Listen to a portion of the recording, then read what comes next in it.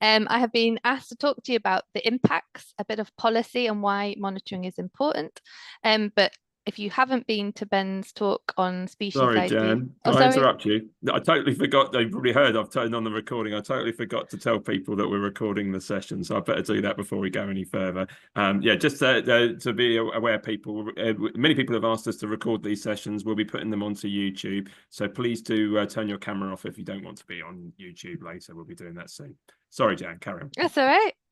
Um, yeah, so for those of you who weren't on Ben's talk already on species ID, I won't be covering that, but that talk will be available on YouTube if you haven't able to join. But just as a bit of background as to what non-native species are, if you're not aware, basically over 2,000 plants and animals have been introduced to Britain from all over the world by people. These are known as non-native species. Most are harmless, but around 10 to 15% of those become invasive, and they can harm wildlife, the environment, and can be costly to the economy and impact on health and the way of life. So that's what invasive species are. So yeah, I'm going to be talking to you about impacts, policy, and as Ben said, why what you're doing is really important. So just as a bit of a summary in terms of what are the risks from marine invasive non-native species. So these can be both ecological but also economic. So from an ecological perspective, invasive species can predate on and compete with our native species in the marine environment. We can have instances of habitat alteration, introduction of new diseases. So some species will come with their own set of kind of new pathogens. And there's economic impacts as well. So dominant species can grow really rapidly and they can cause excessive biofouling on boats and infrastructure. And this can really potentially be quite costly to maintain and remove. So this is an example in the top right of something called Didemnum vexillum, which is an invasive tunicate. And this is an image of that species covering oyster trestles. So you can imagine that's quite kind of costly in terms of trying to get rid of that on oyster trestles, for example. Trumpet tube ones is another one. I'm based up in Cumbria, so this is a one from up here. This is a real nuisance species up in Whitehaven Marina near where I am, and that can be a real problem in terms of maintaining boats, and it also looks pretty unsightly for people using that site. There was an updated assessment of the direct cost of invasive non-native species a couple of years ago. It's not specifically marine, but there were some useful marine examples in there. They estimated that annually it's around 25 million from the hull fouling impacts to the shipping industry. And they also estimated some impacts from slipper limpet on scallop, mussel, and oyster production in terms of having to remove that from those stock, around 7.9 million annually as well. So just to go into a little bit more detail in terms of what we're really concerned about in Natural England is impacts on our marine protected areas and wider seas in terms of impacts to species and habitats. So as I said before, some key species are already potentially having an impact on the condition of our protected features within our marine protected areas. So this is an example here of Pacific oysters in northeast Kent Special Area of Conservation, and they can really change habitat. So this example is something that was designated for its chalk reef, but Pacific oysters have changed it into basically an oyster reef in that site. There's also a number of locations around the southwest where Pacific oysters are very prevalent on intertidal habitats such as Plymouth Sound and Estuaries and the Fallon-Helford Special Area of Conservation as well. And then the image you see in the middle is slipper limpets. So these are covering mearl beds in the Purbeck Coast Marine Conservation Zone, potentially impacting on their ability to function. And some species we don't yet know what the impacts might or could potentially be on protected habitats. So the top picture is the red ripple bryozoan, which is a colonial encrusting invertebrate growing on seagrass. We don't yet know what impact that might be having on seagrass beds. So it's just a kind of snapshot of the kind of impacts potentially these species can have on our protected sites. I'm going to really apologize for the next slide because this is quite dry, but I think it's useful just to understand the kind of variety of policy and legislation that we're working with in terms of marine invasive non-native species management. So we have an overarching convention on biological diversity, and that aims to eliminate, minimize, reduce, and mitigate the impacts of invasive species. And there's a target to reduce the introduction and establishment of new invasive species by at least 50% by 2030, which is pretty ambitious, I would say. We have the GB non-native species strategy, which is kind of our framework that we work towards, which outlines a series of actions to deliver a coordinated approach across government. And it kind of focuses on prevention in the first instance, rapid detection, and then early eradication and long-term control. It's a hierarchy of kind of how we work on invasive species. We also still have the UK marine strategy, which used to be the EU MSFD. What does MSFD stand for? Marine Strategy Framework Directive before Brexit. And that requires measures to be put in place to achieve good environmental status. And one of the descriptors of good environmental status is that non-native species that are introduced by human activities are at levels that don't adversely alter the ecosystem. Obviously, I've already mentioned marine protected areas, and that invasive species are a risk to the favourable condition of those sites. And we have an Environment Act target to restore 70% of our features in our marine protected areas to favourable condition by 2042. So that's really a key driver for trying to reduce the impacts of invasive species arriving and spreading in England. The Wildlife and Countryside Act makes it an offence to release or allow to escape into the wild any animal that is not ordinarily resident in Great Britain. And we also have the water environment regulations. So invasive non-native species can impact on good water body status. Any impact assessment of a development should consider an activity could introduce or spread invasives to a water body and include mitigation. And finally, another piece of legislation that has been brought in is the Ballast Water Convention. So this is quite a long time to be implemented. It took, I think, at least 10 years for us to ratify it in the UK, but it's great that we have it now. So if you're not familiar with kind of ballast water and shipping, it's the risk from this pathway is basically when ships take on ballast water in one country and then come to the UK and release that ballast water. And there's potentially species that are living in that water that is released. So now all vessels must have an approved management system. So they have to treat that water to remove those invasive species before it's released. So hopefully that is having some sort of impact now. So as I mentioned before, prevention is really the best and most cost-effective option, particularly in the marine environment. Once things arrive, we really struggle to do anything about it. This image shows that the more widespread a species becomes over time, the greater the cost and effort to try and get rid of it. And even then, it's pretty much near impossible. And any removal efforts are really about control rather than eradication. We do have some excellent volunteer projects where people are controlling Pacific oysters, for example, in Kent and also in the southwest.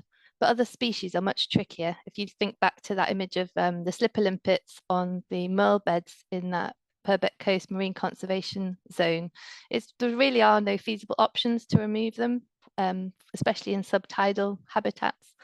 Dredging has been carried out in other countries, but this is an issue if you've got a sensitive habitat underneath. So in terms of what we're doing to really kind of minimize the risk from invasive species, it's all about prevention work, and that is all about biosecurity. So a lot of work that we have done has focused on, not me personally, but we as a collective of organisations in England and wider in the UK, is on encouraging best practice in biosecurity in the first instance, and mainly through voluntary mechanisms. So these are just some examples that I've popped on here and focused on some of our key pathways, which are shipping and ports, recreational boating and aquaculture in the marine environment, but there are others. So some examples are marine biosecurity planning guidance that has been produced. There are International Maritime Organization guidelines now for the control of biofouling on ships. In the recreational boating sector, we have a recreational boating action pathway plan. lots of work that the Royal Yachting Association and others have done to really try and promote check, clean, dry. So ensuring people have clean boats before they travel elsewhere, to minimize the risk of species being transferred on the bottom of boats. And then we also have a British and Irish Council aquaculture and biosecurity protocol for non-native species, mainly aimed at the shellfish aquaculture industry. So this is, I suppose, the key point of my presentation really is to talk about why monitoring is important and what we do with the information that's being gathered from the Rockpool project and others. And you may think, what is the point? I've just talked about how difficult it is to get rid of anything once it's here, but there's still a lot we can do about them. So hopefully I can emphasize that it's still really important. We currently have no statutory ongoing kind of funded surveillance specifically for marine invasives in our protected sites. We have had some funding recently to work with the Marine Biological Association in Plymouth to carry out surveys in key marinas and ports around the country, which has been really valuable, but it's very much focused on artificial habitats. So we really rely on data being collected from existing surveys and being shared. For example, any invasive species being recorded and reported as part of any ecological surveys that are going on, both publicly and commercially funded. So essentially records from citizen science projects like the Rockpool project are so invaluable to help gather data and provide evidence on the current presence and spread of marine invasives around the country, as we don't have our own surveys going on. So in terms of reporting for marine protected areas, we have targets to reduce the introduction of non-native species and their impacts. And when we assess the conditions, so the health basically of features in our protected areas, such as species or habitats, one of the threats or impacts can be the introduction of invasive species. And if they're present to such an extent that they're having an impact on that feature, this can lead to the site being classed as being in unfavorable condition. So this information is then reported to managers and regulators to emphasize the need for improved management to help bring that site back into favorable condition. And we really need data on invasive species presence in order to make those assessments for our protected sites. Similarly, invasive species records are used to report to the government every 6 years on the achievement of targets under the UK Marine Strategy. So the most recent assessment we had concluded that we hadn't yet achieved a good environmental status in terms of invasive species. Numbers of new records didn't change significantly over the assessment period, but there were a number of data limitations, which meant there was low confidence in that assessment, mainly under reporting and under recording. We didn't have the data, as well as issues with data flows onto national databases as well. So improved data can really help to provide an assessment of whether management measures are working. Excuse me, I'll just grab some water. I'm not used to talking for this long.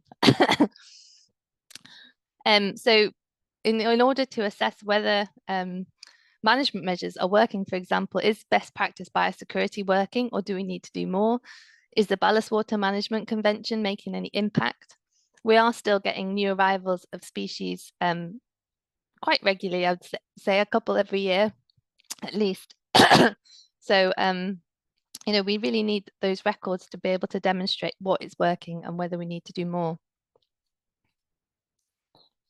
The next reason why our data is so valuable to us is having up-to-date species lists for our sites can really help provide biosecurity advice for projects.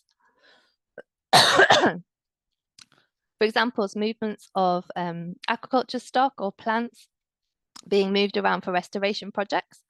There's a lot of work at the moment on seagrass, salt marsh, and native oysters, and the likely biosecurity risks. We want to really avoid moving stock from areas where there are known high-risk species, such as carpet sea squirt, Chinese mitten crab, for example, and really sure there are best practice mitigation in place for these types of movements. Project developments where equipment might be moved from one location to another, or dredging activities, particularly those involved, for example, using dredged material and moving it somewhere else for beneficial use, is also a consideration. And if we don't know where species are around the country, it's quite hard to provide kind of evidence-based advice that's appropriate to the risk of the project that's going on.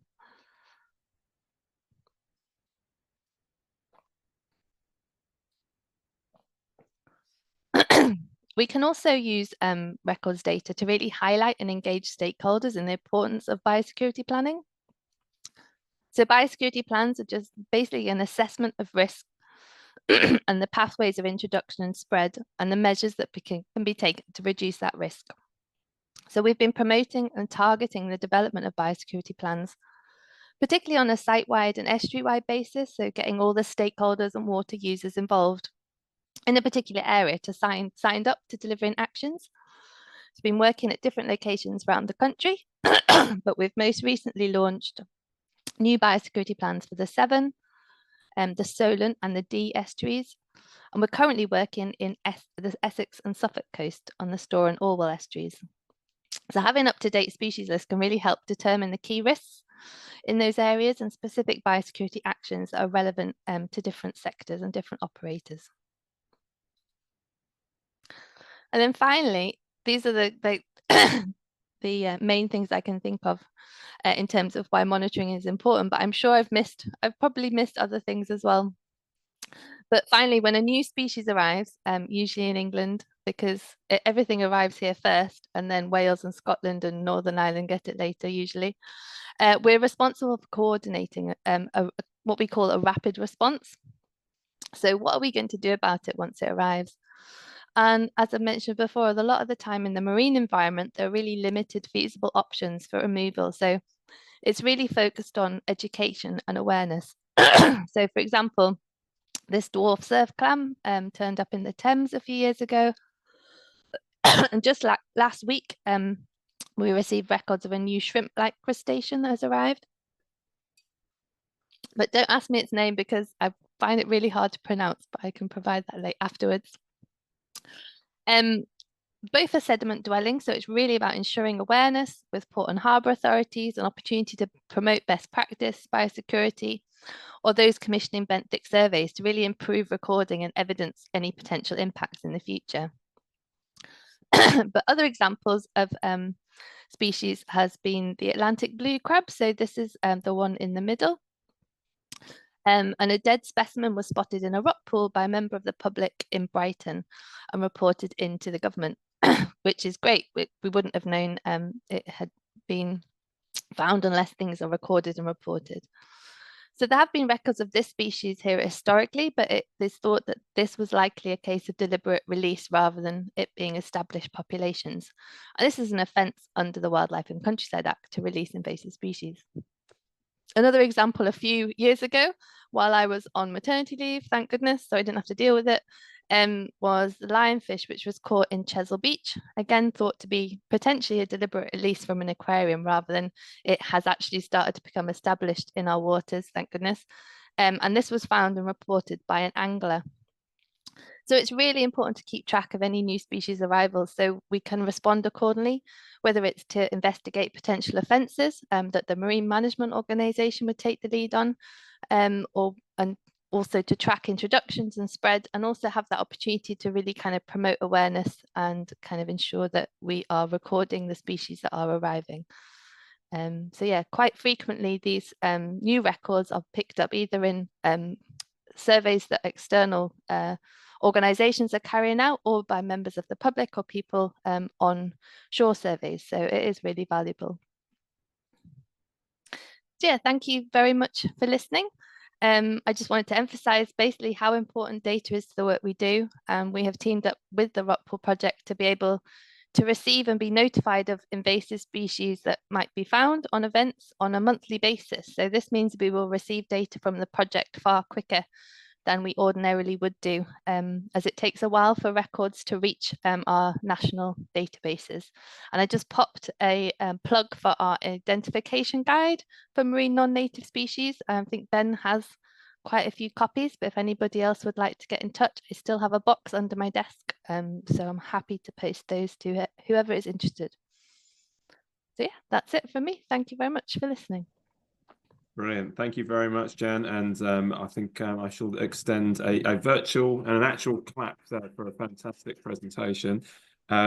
And yeah, it's so important to have this information about what's happening next with the data, and reassuring for people to know that their efforts are actually leading onto being used in this way. It's funny to see the lionfish there.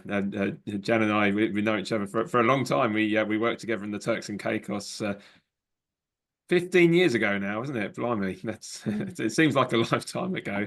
And when we're out there, the lionfish had arrived just a couple of years previously. So the lionfish were a big deal, and a much bigger deal now, unfortunately. And it's funny to see them come back here. I mean, they are in the Mediterranean, aren't they? So they're a serious invasive species, but probably not going to properly arrive in the UK for the foreseeable, wouldn't have thought, would you?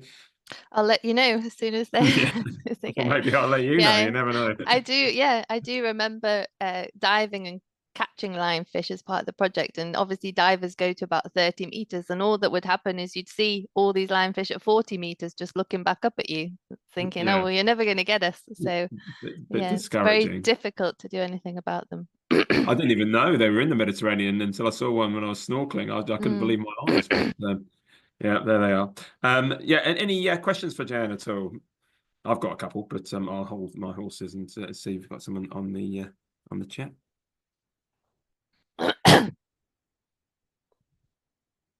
So Liz is asking if they want a copy of the booklet, should they just email you? Yes. My email address is on that last slide, marinebasedspecies@naturalengland.org.uk. Or just email me directly. I think I put my email address at the start, and I'm happy to post whoever. Just let me know however many you would like. Very nice of you, thanks. And the PDF copy is available for free online, and we've got a link to that on our National BioBlitz web page on our website, so you can download it from there as well. Tony is also hi Tony, I can see you've turned your camera on. Did you want to ask a question, or just want to say what you've said in the chat?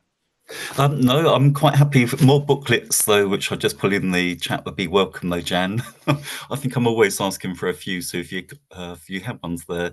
We do a training scheme for volunteers here in non-native species, in invasive non-native species. And I think you're very well aware of our Coastbusters and William McKnight's work in training up volunteers to remove the Pacific oysters. But we do have a team. I think our volunteers have been admiring the Rockpool project for a while now, because it's such great information which are online. So we're in awe of you on this. So well done for all this work. But really at the moment on the monitoring side for Jan, it's a case we do have a good number of volunteers here who'd love to get involved on monitoring work. And so particularly on the invasive non-native species work, is there something that we can do to help with the spread around northeast, well, recording and monitoring the spread around northeast Kent? We've had a super volunteer who you know, William McKnight, who does amazing monitoring work, but we really need to help him now to carry out that work with other volunteers. Yeah, I'll get in touch, Tony, because I think I need to speak to our marine team in the area team in Kent and see kind of what their priorities are for this year in terms of invasive species monitoring. But we do have a kind of shore-based protocol that has been developed to carry out surveys, and I can send you the link to that. It was the Marine Biological Association and a colleague, Jess Taylor, that kind of developed a protocol for surveying our marine protected areas specifically for invasive species. And I've used it. It's not too hard. I've used it up in the Cumbria coast. So yeah, we can adapt that, and I think it's quite available for volunteers to use, but I can get in touch. Okay, that'd be brilliant. Thank you, Jan. And as Jan mentioned, all of the data that's collected as part of the Big Rockpool Challenge, including the National BioBlitz, which we've got starting tomorrow, is passed directly on to Natural England. as well as going through the official channels to the National Biodiversity Network. But as Jan mentioned, that can take some time. We get the information to Jan and Natural England about 5 days after it's been collected. So it's a good way of recording non-natives in that respect. I don't know if I've got any more questions at the moment. Oh, yes, we have indeed. I can't see the name. Oh, Rutu. Rutu, did you want to come on camera? I can read it out. Just stay with your camera turned off if you don't want it on. Oh, here she comes. Hi, Rutu. Hello. Hi. Yeah, go ahead. Yeah, my question was, if we do ever come across any non-native species, if it's safe to do so, should we remove it from the environment or just record it on the naturalist? I think just record it. I think we have got some advice on that which I can circulate. I need to double check our kind of advice to volunteers and stakeholders. But that's a really good question. I don't know if we've got that advice as part of our rock pool project guidance. Do we, Ben? In terms of what do we do when we come across it? That's what we've said, is just to record. Yeah.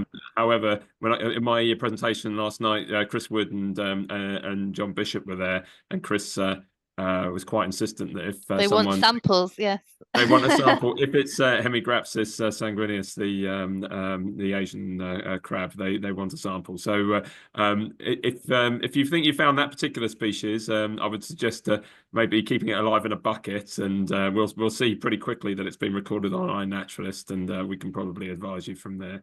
But I wouldn't advise taking specimens away as a matter of course. It can cause more harm than good, particularly with wildweed, which is one of our worst invasives in rock pools. Removing it can actually release a lot of propagules, which will just get spread elsewhere. So, and you're never going to be able to put a dent into the local population anyway. So, recording it is very important, but unfortunately, removal is a bit more complicated. Okay, thank you. I think we had another question as well. Let me scroll back up.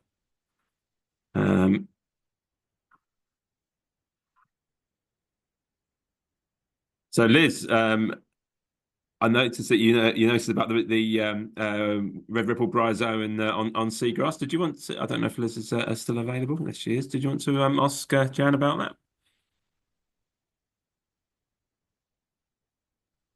I can. Yeah, go ahead. Red ripple bryozoan is a massive problem in the Channel Islands.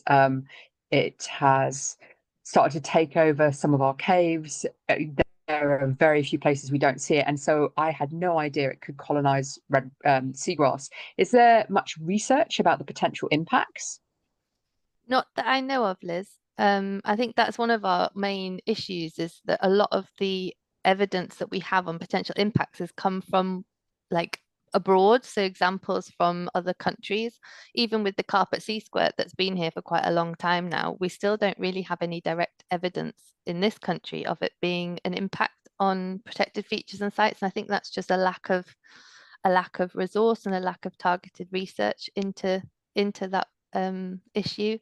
So yeah, I can have a look and see if we have any further feedback from our local area teams, because they're the ones that are out and about more, and our dive teams especially, in terms of the impacts to seagrass, and I can get back to you. Wonderful. I think I'm particularly interested in seeing pictures, because the picture you showed, it looked slightly different to if it's on a rock. So it's possible that we have it, and I've just never identified it as a red ripple bryozoan. So if you've got some photos that could be used as reference, that would be so helpful, because our tidal range is so massive that we can actually walk over seagrass on a low tide. You don't need to dive or snorkel. Yeah. So it would be really useful to know what it looks like when we're out and about. Yeah, would you mind emailing me, Liz? Of course. Yeah, and then because I don't have the ability to write that. Are these chat questions stored anywhere, Ben, so that I remember? I think they actually are. Respond. I think they get automatically downloaded. I could be wrong. Let me see if I can save them anyway. save chat. I've got that button. So I've pressed it. I don't know if what actually happened. Oh yeah, it says show in folder. So I've saved it. Yeah, got it. I'll email you. Excellent. Yeah, I was wondering if I can ask you, Jan. So, have you got any sort of thoughts on advice to the to our volunteers generally when it comes to recording species? Obviously, they're recording using iNaturalist, but is there any particular ways that they can do it in a more useful way for you guys at Natural England? I think photos are the main thing, especially when we're recording invasive species, because they're really tricky to some of them are really tricky to ID.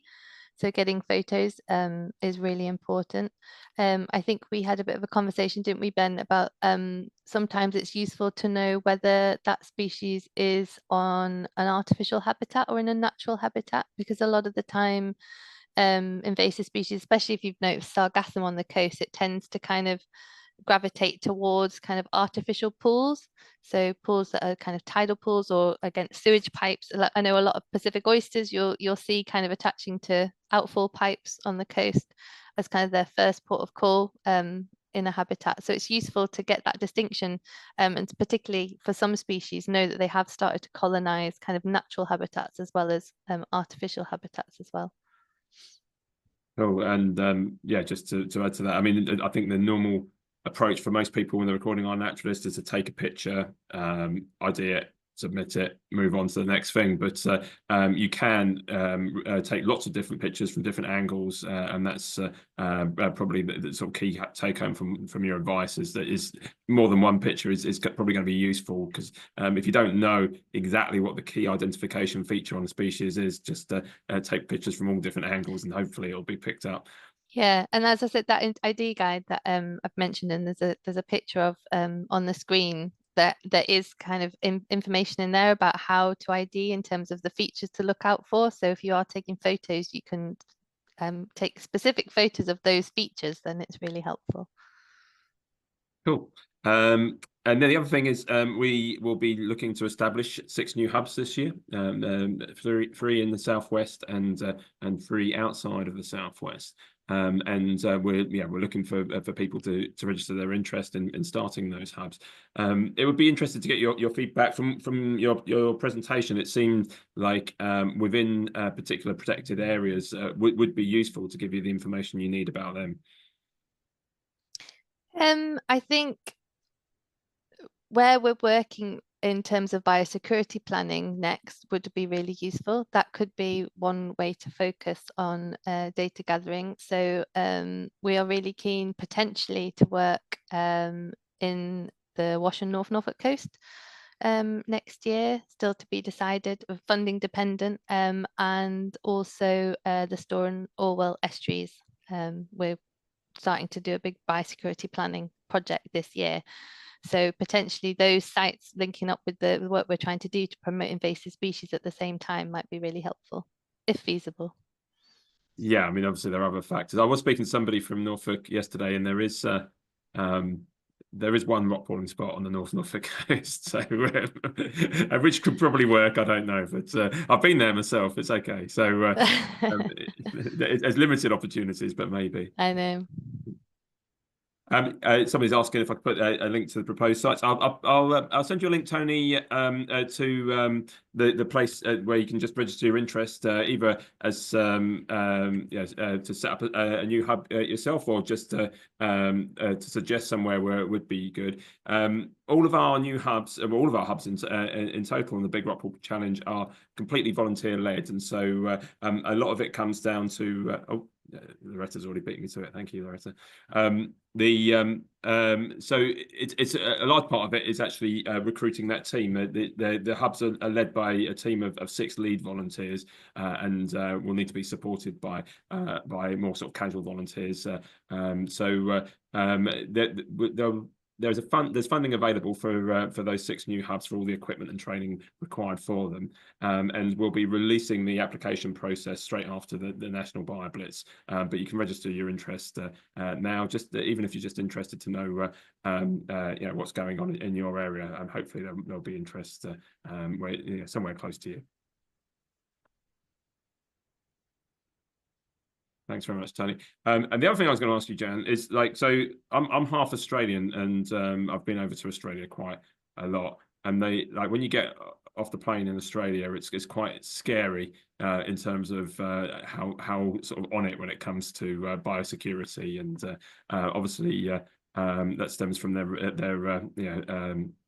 history when it comes to trouble with invasive species. But obviously that's more sort of terrestrial. I don't know, I've got no sort of experience of how they treat marine invasives over there.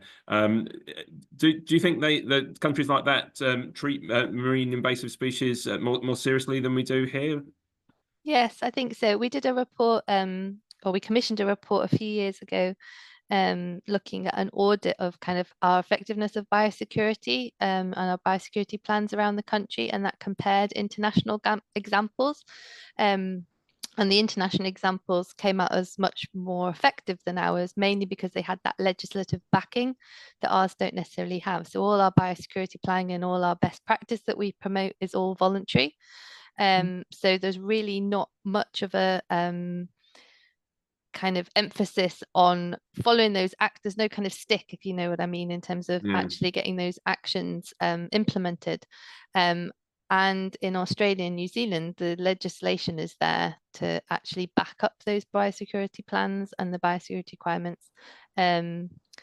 So yes, I think they have stricter legislation definitely in the marine side as well. There's a lot more requirements for having clean hulls when you arrive in ports, for example. And it's something that we are looking into in terms of how we can improve biosecurity. One of the actions from the GB non-native species strategy for the next couple of years is to set up something called a marine invasives task and finish group of agencies all around the country, which I've been chairing, to really look at what the issues are with marine invasives and biosecurity, and kind of basically recommend what we should be doing to improve our pathway management. So yeah, I'd like to think that will get progress, and we can think about whether our biosecurity at the moment is actually being effective. But as I said, without the data to back up that it's not working, it's really tricky. Yeah, I was at the Southwest Marine Invasive Species Forum yesterday, and John Bishop gave a presentation there, and his data and his and Chris's data from harbours and stuff was showing that it seemed like, if anything, the rate of invasives was increasing, and that's pretty good quality, that standardized data. Is it possible you can use that? The rate of spread was increasing, but the rate of introductions into England the rate of new species arriving, I think, has not changed. That has declined from their data. Oh, he was saying it's the same, if anything, I think. But I think the rate has declined over time, because but it's not necessarily, we don't actually know that it's because there are less introductions. It's because of the likelihood that there's been a big backlog in data kind of being processed over those kind of 10-year periods. So it is tricky. We definitely have the evidence that species are spreading around the country, but in terms of being introduced, it is we don't necessarily have that same level of confidence that is increasing. Okay, I think we've got one more. Tony said the local wildlife trust has BioBlitz shore search surveys. It would be good to see if their volunteers who already run public seashore surveys can have a mechanism to link into all this work. Yeah, it'd be great if you guys could join us. Just to let you know, we are speaking to the guys at Shore Search as well. We identified when we were at an event together earlier this year that a lot of the work we do is complementary to each other, and perhaps we could really benefit from working with each other. So hopefully that will go somewhere as well, and that might actually be helpful in your respect as well.